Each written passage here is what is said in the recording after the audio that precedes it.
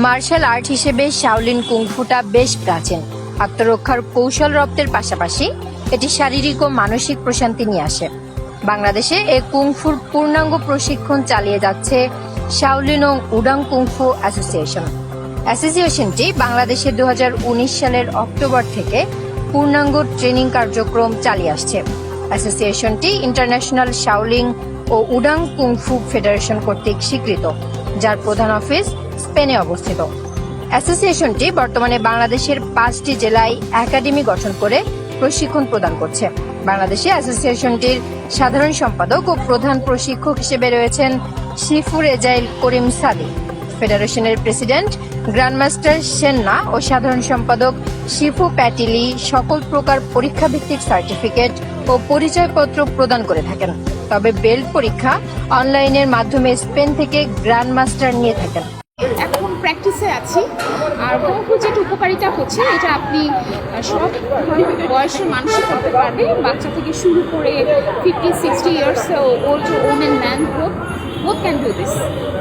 আর আরেকটু উপকারিতা যেটা হচ্ছে, আপনার কুংফুটা হচ্ছে আপনার ইনার পাওয়ারকে অনেক বেশি গ্রো আপ করে, ঠিক আছে। আর কুংফুতে আপনার ইনজুরির সম্ভাবনা কম থাকে, যেটা আপনার বক্সিং টক্সিং ইউএফসি বা অন্য ফাইটগুলোতে দেখা যায় অনেক বেশি ইনজুরি হয়।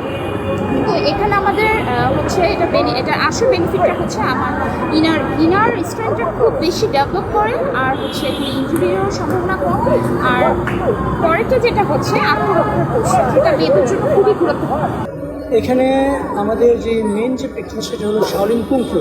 তো শাওলিন কুংফুর মধ্যে আমরা যে সকল আর্টগুলো করি, সেই সকল আর্টগুলো আছে আমাদের যে 72টা আর্ট আছে সেগুলো প্র্যাকটিস করি। পাশাপাশি জিমন্যাস্টিক অনেক কিছু শেখানো হয়। তারপর পাশাপাশি আমাদের বিভিন্ন ধরনের ওয়েপেনগুলো আছে আমাদের, সেগুলো শেখানো হয়। আমাদের যে সিলেবাসটা, আমাদের শাওলিন কুংফুর সিলেবাসটা, সেটা হিউজ অনেকটা হিউজ, অল্প কয়েকদিনে শেখা যায় না। তো আমি এখানে 1 বছর ট্রেনিং নেওয়ার পর রেড বেল্ট অর্জন করি। জিম আর মার্শাল আর্টের মধ্যে অনেক পার্থক্য রয়েছে। আসলে জিমে দেখা যায় যে আমরা বিভিন্ন ধরনের পাওয়ার ওয়েট লিফটিং করি, বিভিন্ন ওজন নিয়ে ওয়েট নিয়ে আমরা এক্সারসাইজ করি। আমাদের কুংফুতে হলো আমাদের যে বডিটা রয়েছে, আমাদের বডিটা তো নির্দিষ্ট ওজন তো আছে, আমরা সেটাকে কাজে লাগিয়ে একদম ন্যাচারাল যেটাকে বলে, আমরা এক্সট্রা কোনো ইকুইপমেন্ট ইউজ করি না। তো সেই ক্ষেত্রে দেখা যায় যে আমাদের কোনো সাইড এফেক্টও দেখা যায় না। জিমে একটা পর্যায়ে দেখা যায় যে যখন ছেড়ে দেয় তখন বডি ফিট থাকে না, বড় হয়ে যায়, এবং অনেক সময় বয়স বাড়ার সাথে সাথে সেই ওয়েট লিফটিংটা করার মতো এবিলিটি থাকে না। তো আমাদের ফ্রি হ্যান্ড এক্সারসাইজে দেখা যায় যে সেই সমস্যাটা হয় না। আমি মনে করি শাওলিন কুংফু প্রত্যেকটা হাই স্কুলে সরকারি উদ্যোগে বাধ্যতামূলক করে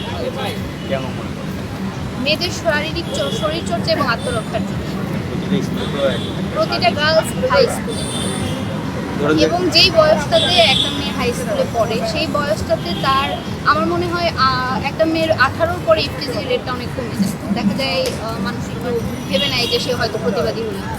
কিন্তু আমরাও যখন হাই স্কুলে পড়ছি তখন সব থেকে বেশি ইফটিজিং এর শিকার হয়েছি, এবং বয়স কম থাকার কারণে সে বয়সে সাহসটাও করতে পারি। এবং সেজন্যই আমি মনে করি যে প্রত্যেকটা গার্লস হাই স্কুলে সরকারি উদ্যোগে শাওলিন কুংফুকে বাধ্যতামূলক করে দেওয়া। এটাকে নিয়ে দীর্ঘদিন ধরে চর্চা করছে, যে মাস্টাররা করছে তারা কত হাইলাইটস হচ্ছে না।